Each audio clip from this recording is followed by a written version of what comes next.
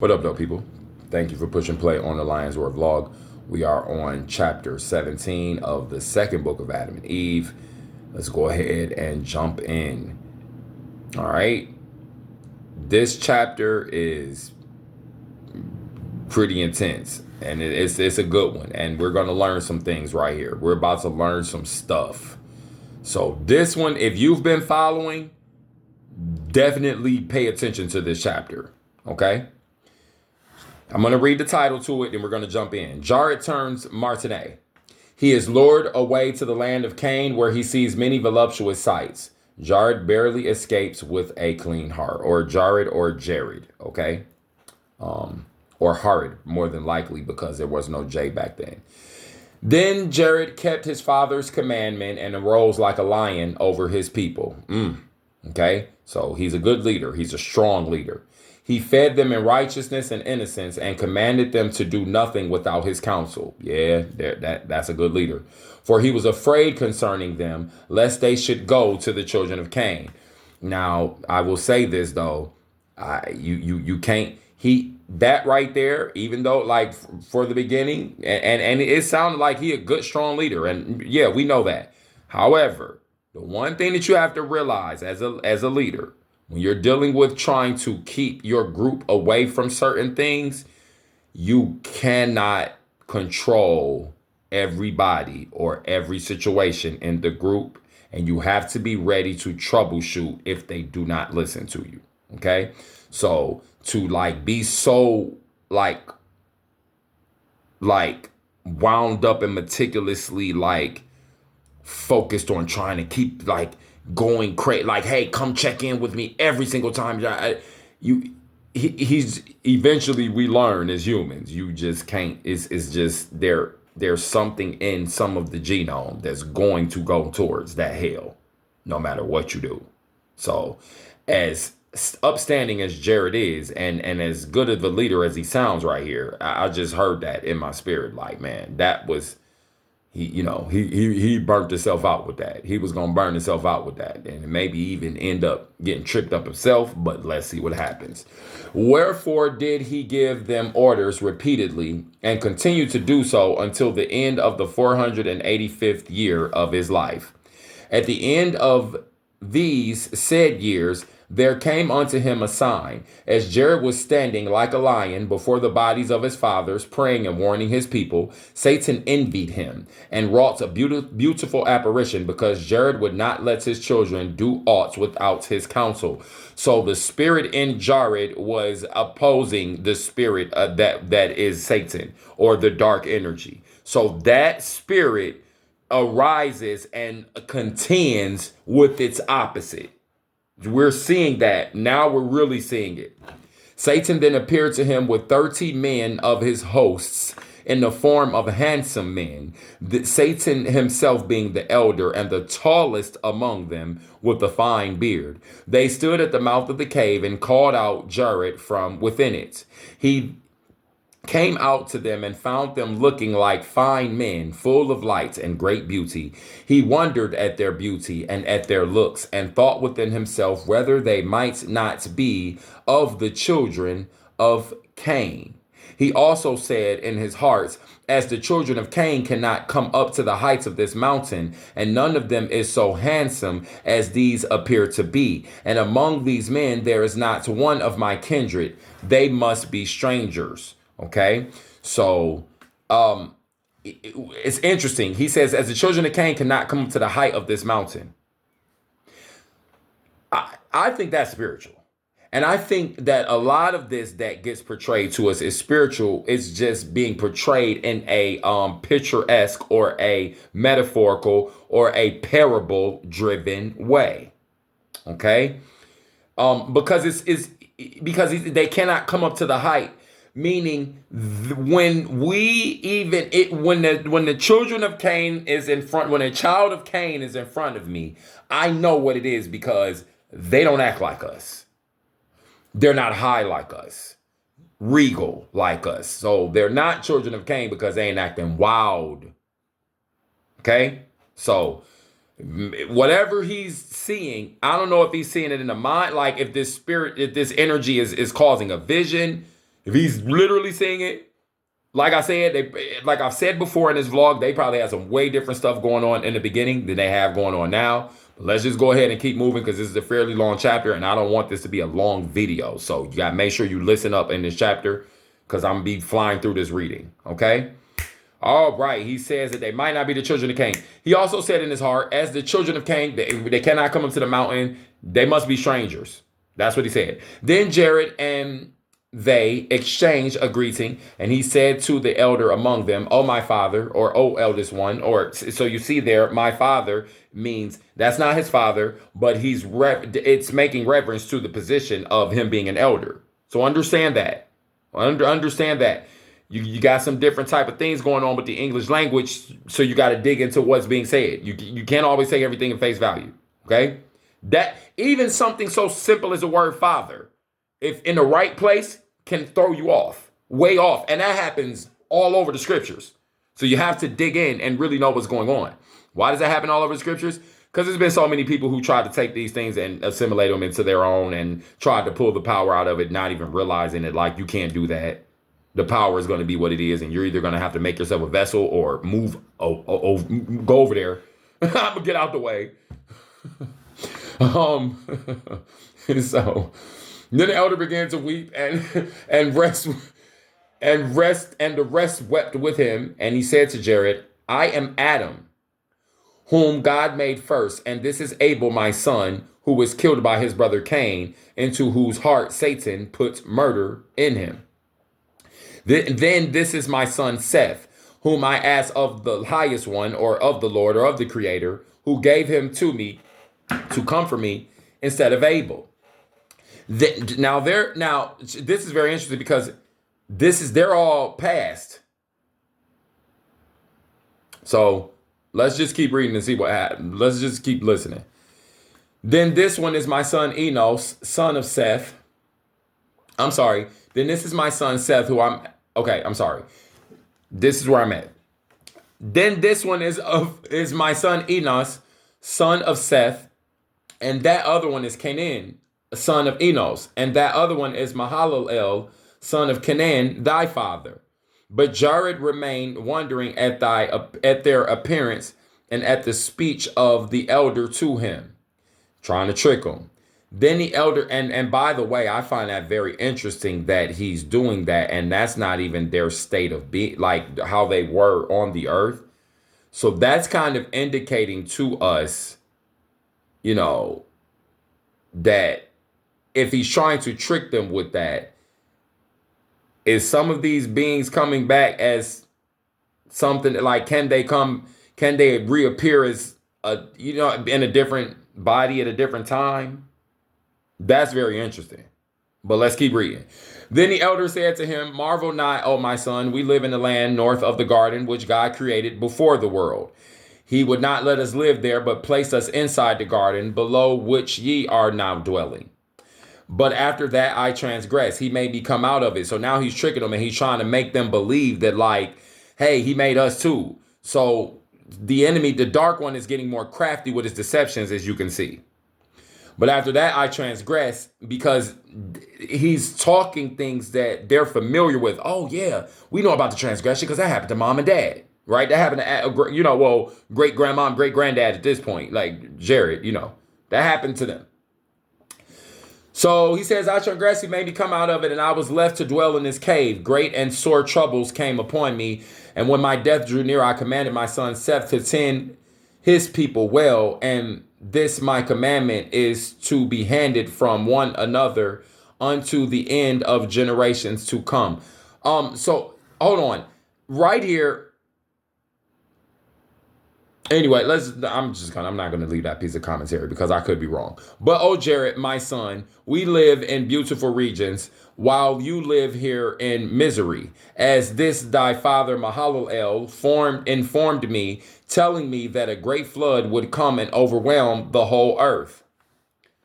See, let's just keep reading. Therefore, O my son, fearing for your sakes, I rose and took my children with me and came hither for us to visit thee and thy children. But I found you standing in this cave weeping, and your children scattered about this mountain in the heat and in misery. But, oh, my son, as we missed our way and came as far as this, we found other men below this mountain who inhabit a beautiful country, full of trees and of fruits and all manner of verdure. It's beauty, okay? Beauty and beauty and elegance. It is like a garden, so that when we found them, we thought they were you, until thy father Mahalalel told me there were no such thing. Now, therefore, O my son, hearken to my counsel and go down to them, you and your children. You will rest from all this suffering in which ye are, or which you are suffering. But if you will not go down to them, then arise, take your children, and come with us to our garden. You shall live in our beautiful land, and you shall rest from all this trouble which you and your children are now bearing. So we're seeing that the Dark One is still trying to get the creation of the humans to fall fully under him. He wants that. He is desperately trying to get them to come down from what they're on. Because think about it, if he gets them to come down from what they're on, and humans start from all Cain, everything on earth is totally different than what it is even is right now. So, but Jared, when he heard this discourse from the elder, wondered and went hither and thither. He walked back and forth and sort of pondered. But at that moment, he found not one of his children. So he started to kind of move around and like figure out what was going on. Then he answered and said to the elder, why have you hidden yourselves until this day? And the elder replied, if thy father had not told us, we should not have known it. Okay. So in other words, like we didn't know. The enemy's trying to really trick them. He's tricking. He's a trickster. He's a liar. That spirit is a lying, deceptive energy. Just think about it. The fact that it wants the human genome to be under its control, but it's not the highest energy. It's not the highest spirit. And it's communicated that it's not the highest spirit. That right there lets you know what it's on, that it's divided. Okay? So let's see. Then Jared believed his words were true. Okay, just so Jared starts to get tripped up like, okay, well, that actually makes sense. So that elder said to Jared, which it doesn't make sense, but let's just keep pushing it. So that elder said to Jared, wherefore did you turn about so and so? And he said, I was seeking one of my children to tell him about my going with you and about their coming down to those about whom thou hast spoken to me. Okay. So in other words, like, hey, we getting a new word and we're supposed to go be with Cain, because remember, they're talking about Cain's seed. But this is the reason why Cain's seed is what it is because of this energy. It wants more. It's obsessed with trying to get the opposite energy off of what it's on. I don't even know how else to say it. So when the elder had heard Jared's intention, he said to him, let alone that purpose at present, and come with us, and thou shalt see our country. If the land in which we dwell pleases thee, we and thou shall return here and take thy family with us. But if our country does not please thee, thou shalt come back to thy own place. So I imagine that there were beautiful places on the earth. So he's tricking them at this point. He wants to control. We can see that. Jared can't see that right now, but he wants to control. It's the control. He gonna show them anything. Because look, if they fall under his voice and they keep being obedient to him, and they're not being obedient to the highest one, but they keep being obedient to him, then it's like they're falling under his voice, not the higher one's voice. You understand? Even though both of them are voices. Like, you understand? So that's the issue. And that's what the Most High was trying to get him to realize. Like, yo, what are y'all doing, bro? Like, how you follow him, but you're not going to follow what I'm saying? Same thing like what the parents be trying to like teach the kids here today. Are you going to follow like that little snot-nosed, airhead, don't do nothing, drama-filled kid over there, but you won't listen to what I'm saying? You won't listen to what I'm saying. So, Um, Jared, I'm sorry. He says, you come back to your own place. Like, if you don't like where I take you, you can come back. Let's keep going. And the elder urged Jared to go before one of his children came to counsel him otherwise. And the elder urged Jared to go before one of his children came to counsel him otherwise. Maybe that's a typo because we've come across that. It's all good. Jared then came out of the cave and went with them and among them, and they comforted him until they came to the top of the mountain of the sons of Cain, like I said. Then said the elder to one of his companions, we have forgotten something by the mouth of the cave, and that is the chosen garment we had brought with to clothe Jared with. He then said to one of them, go back thou someone, and we will wait for thee here until thou come back. Then we will clothe Jared, and he shall be like us, good, handsome, and fit to come with us into our country. Then that one went back. But when he was a short distance off, the elder called to him and said to him, tarry thou until I come up and speak to thee. Then he stood still, and the elder went up to him and said to him, one thing we forgot at the cave, it is this, to put out the lamp that burns inside it above the bodies that are therein. Then come back to us quick. Again, that right there, if we read that spiritual, get rid of what your father told you. Get rid of what your father told you. Get rid of what your father told you. What Adam told you, what Mahalalel told you, what Canaan told you, what Enos told, what they tried to keep going. Get rid of that. Get rid of the light and the encouragement and the strength and of your father. Get rid of that. We don't like you having that strong lion leader spirit that you're operating with. You're frustrating us. Get rid of that. Get rid of it. That's what it's being said right here, I believe. That's just me personally. If we broke down all of this, I would be here forever. So I hint at some things sometimes, but right here I'm going to say, I believe that's why they were so worried about trying to put the flame out in the cave.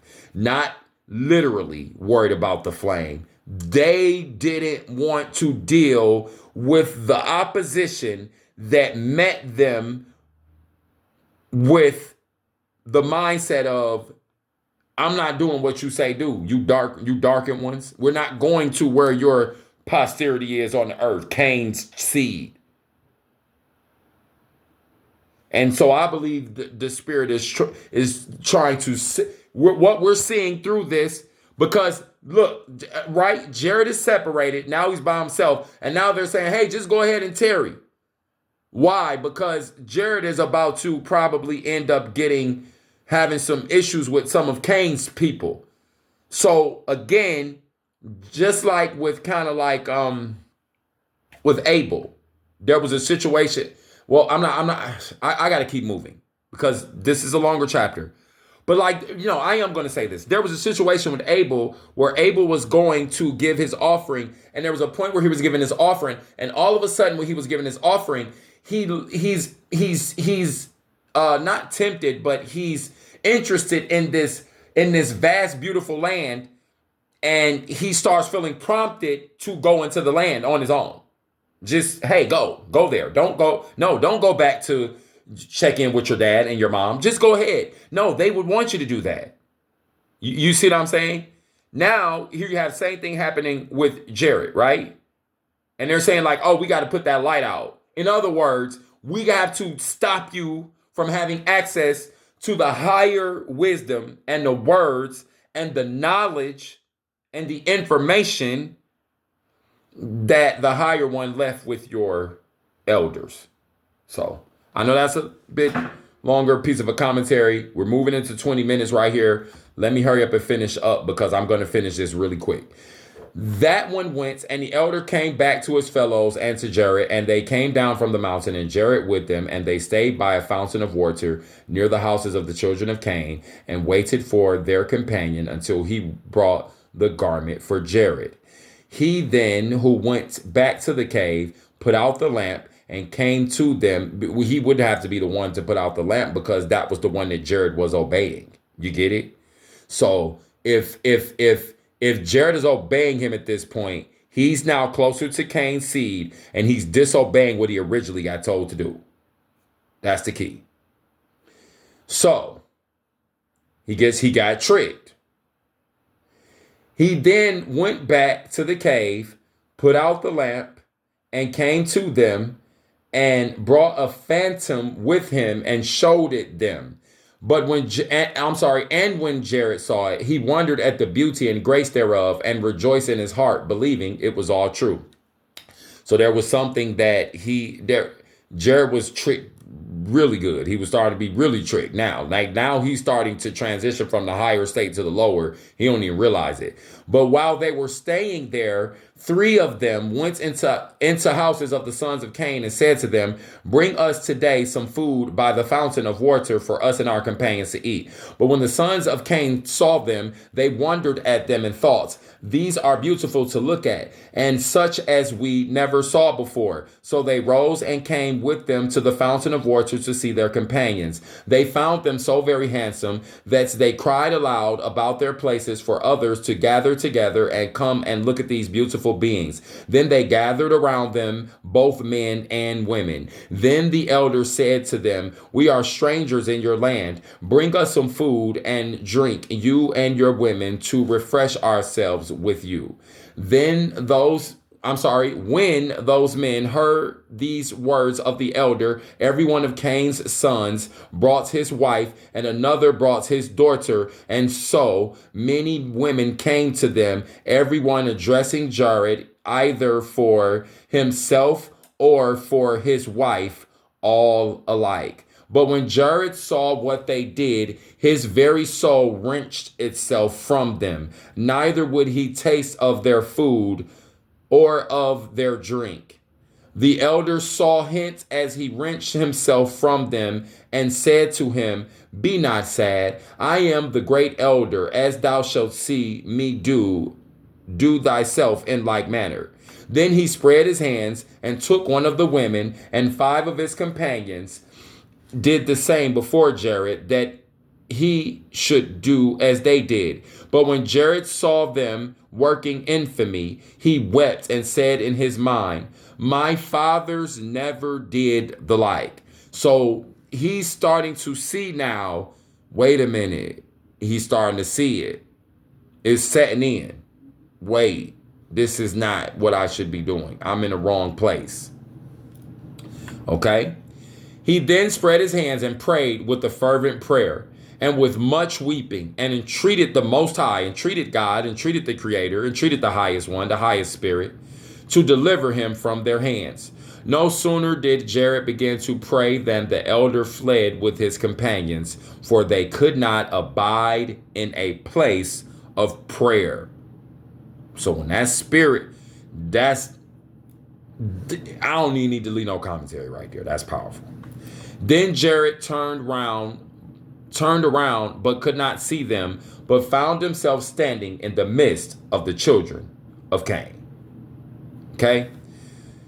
He then wept and said, "O highest one, destroy me not with this race concerning which my fathers have warned me. For now, O my Lord God, or O highest one, or my leader, I was thinking that those who appeared unto me were my fathers, but I have found them out to be devils, or to be tricksters, to be the dark ones, to be the liars, the deceivers, who allured me by this beautiful apparition, or impressing into my mind, until I believed them. But now I ask thee, O God, O Most High, highest one, to deliver me from this race among who I am now staying, as thou did deliver me from those devils. Send thy angel to draw me out of the midst of them, for I have not sent the higher spirit to help me out of here, for I have not myself power to escape from among them. Help me out of here, like I just said. When Jared had ended his prayer, God sent his angel in the midst of them, who took Jared and set him upon the mountain, back upon the high place, and showed him the way, gave him counsel, and departed from him. Probably more than likely, that's the end of it. probably more than likely said the exact same thing that the Spirit had been saying to Adam and Enos and Mahalalel and Canaan and all the rest of them, and Seth and all the rest of them. That's the end of that chapter. Good chapter right there. As you can see, the deepest thing about like what happens with Jared there and what happened with, a few more of them, and well, with Cain, he leaned in. But all of them had given in at some point, even Adam. So the thing to see, though, is that no matter what, at the point where it kicks in, that you're being deceived, press into the Most High. And do not continue to follow and lean into the deception of the darkened one in your mind, in your heart, and in your soul. That's it. Y'all be blessed. Hit that subscription button if you haven't. If this information resonates with you, you probably know someone that would resonate with. Send it to them, share it. Y'all be blessed. Peace.